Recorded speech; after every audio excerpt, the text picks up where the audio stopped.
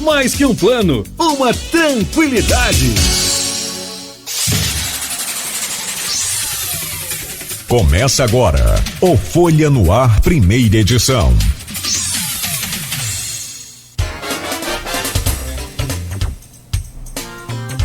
Segunda-feira, 7 de dezembro de 2020. Começa agora mais um programa Folha no Ar, primeira edição, ao vivo, aqui pela Folha FM 98,3, uma emissora do grupo Folha da Manhã. E estamos também ao vivo em nosso streaming no Face e YouTube. E daqui a pouco esse programa estará editado em podcast. Você pode acompanhar também a reprise deste programa logo mais na Plena TV a partir das 17 horas. 7 horas e 4 minutos, muito bom dia, seja bem-vindo, bem-vinda aí ao Folha no Ar, primeira edição. Esta semana que começa com o segundo Instituto Nacional de Meteorologia. O tempo hoje em Campos é de parcialmente nublado a chuvoso. A possibilidade de pancadas de chuva no decorrer do período que chegam a 40% de probabilidade. A temperatura máxima hoje é de 31 graus, a mínima de 23. Neste momento aqui no centro faz 24 graus. Hoje no programa o jornalista Arnaldo Neto na bancada para recebermos o vereador eleito Fábio Ribeiro do PSD com 2.537 votos. Fábio, que é franco favorito aí à presidência da casa, ele vem para conversar conosco sobre uma análise aí do resultado dessas eleições, a renovação dessa Câmara Municipal, a composição para a presidência e também os principais desafios da próxima gestão, entre outros assuntos importantes deste momento da política e da administração pública no município de Campos. Seja bem-vindo, Fábio, muito obrigado já de antemão pela sua presença aqui por videoconferência. Achei que a gente ia começar janeiro já com a local, né, com todo mundo aqui presente, pelo menos, né, com algumas medidas ainda mais próximo, mas pelo jeito a coisa não vai ser bem assim não. A segunda onda dessa Covid-19 está aí e tá bravo. Mas de qualquer forma, muito obrigado pela presença e mais uma vez seja bem-vindo ao programa. Laboratórios Plínio Bacelar e Clínica Proteus oferecem o Folha no Ar, primeira edição de hoje. Em destaque aqui rapidamente, pelo menos alguns dos destaques do portal folha1.com.br. Sem mortes, Campos tem 27 novos casos da Covid-19 divulgados neste domingo. Município totaliza 483 óbitos. Em 24 horas, o número foi de 27 casos ontem, divulgados ontem.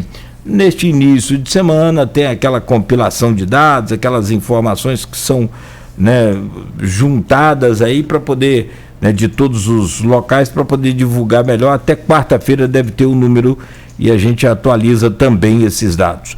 Prefeitura de Campos garante leitos para a Covid até fevereiro de 2021. Negociação foi com hospitais da rede contratualizada e regulação estadual. Expectativa por decisão do TSE sobre Vladimir e Frederico. Juristas divergem sobre argumentos e julgamento foi marcado para a próxima quinta-feira. O UF autoriza a retomada das obras do prédio em Campos. Projeto orçado em 25 milhões de reais foi contemplado por emenda parlamentar da bancada do Estado do Rio de Janeiro. Homem atira contra bar lotado em São Francisco e 4 pessoas ficam feridas. Inclusive tem vídeo disso aí, né? Vítimas foram socorridas ao Hospital Manuel Carola e atirador ainda não foi encontrado. E fechando, polícia apreende mais de 30 quilos de maconha na Penha. O material foi apreendido em uma residência, mas nenhum suspeito foi preso durante a ação. Para repercutir esses e outros assuntos, tem a presença do jornalista Arnaldo Neto, que eu trago aí o seu bom dia. Arnaldo, bom dia, seja bem-vindo mais uma vez ao nosso Folha no Ar, primeira edição. Bom dia, Nogueira, bom dia, vereador eleito Fábio Ribeiro, bom dia a todos os ouvintes da Folha FM.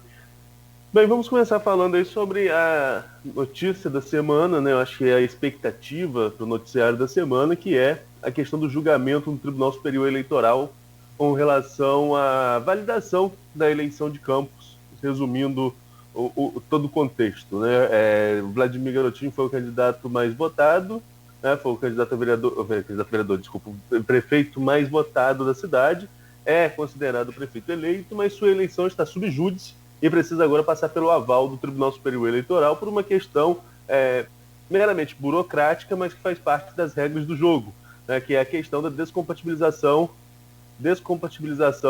do Frederico Paes da direção do Hospital Plantadores de Cana.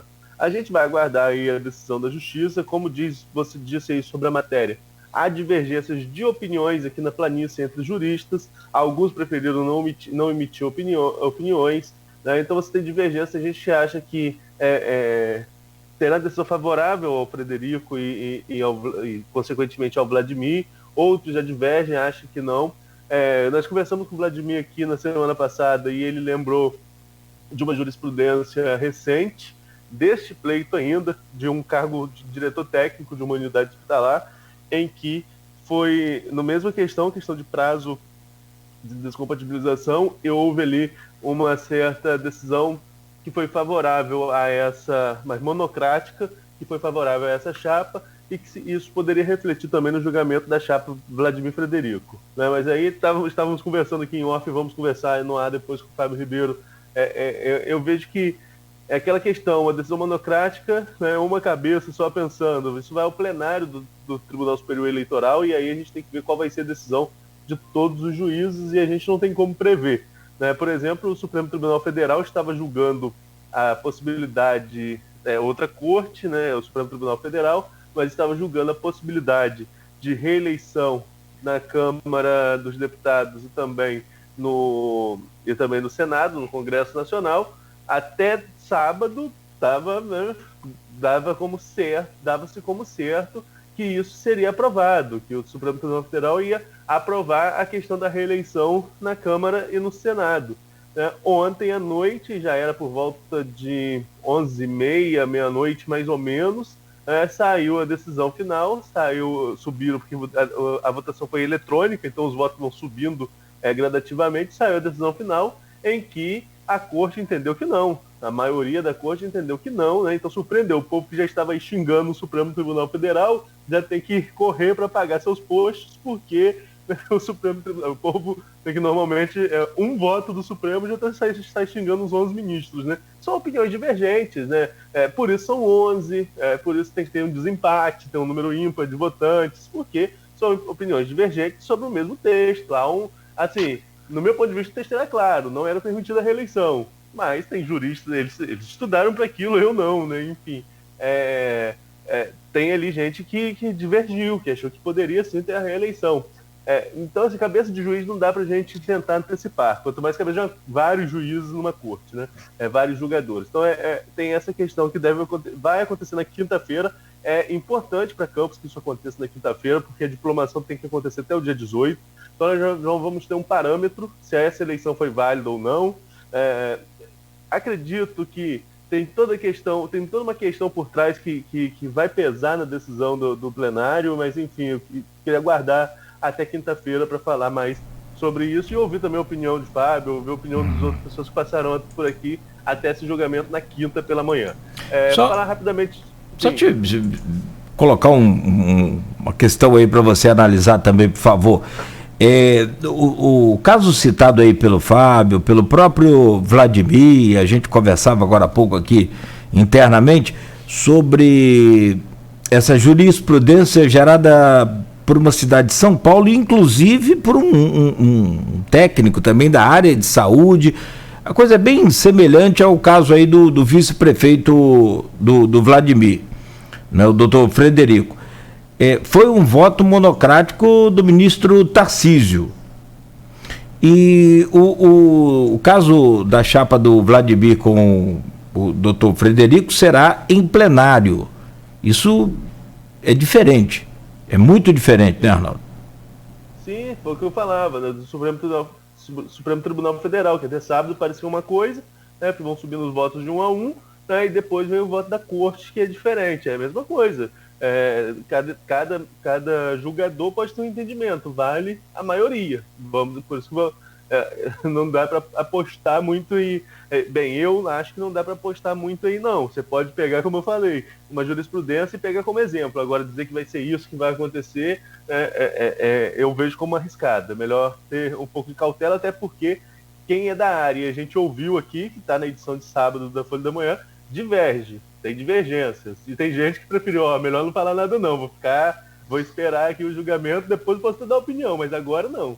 Deixa acontecer o julgamento lá. Bem, mas vamos falar rapidinho aqui, para a gente já bate papo com o Fábio, falar rapidinho sobre a Covid, né? 100 mortes nesse balanço, você mesmo já adiantou. Segunda-feira a gente tem uma redução dos casos, natural, devido à compilação dos dados por parte da Secretaria de Saúde, isso vai para o SUS, e final de semana você tem uma demanda menor, você tem menos pessoas trabalhando, enfim, final de semana tende a ter uma questão menor. Estamos em fases de restrições mais severas, né? Foi nossa manchete da edição de sábado, toque de recolher de meia-noite às 5, proibição de venda de bebida alcoólica após as 23 horas, proibição de consumo de bebida alcoólica na rua, inclusive com blitz, podendo indagar as pessoas com relação ao que ela está fazendo na rua em determinado momento, enfim, as medidas foram arrochadas aí, o comércio reagiu, a SIC tinha emitido uma nota enquanto bandeira amarela, falando que não pode o comércio pagar a conta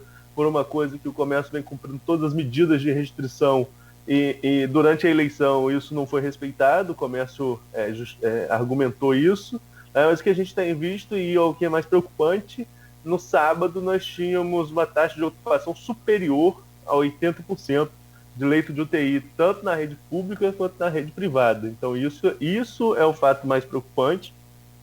De toda forma, o governo Rafael Diniz, que está aí rumando ao final, no seu último mês, vai deixar já, além do CCC, os leitos da rede contratualizada firmados ou prontos, aptos a receberem pacientes até fevereiro, o que dá uma certa margem ao próximo governo.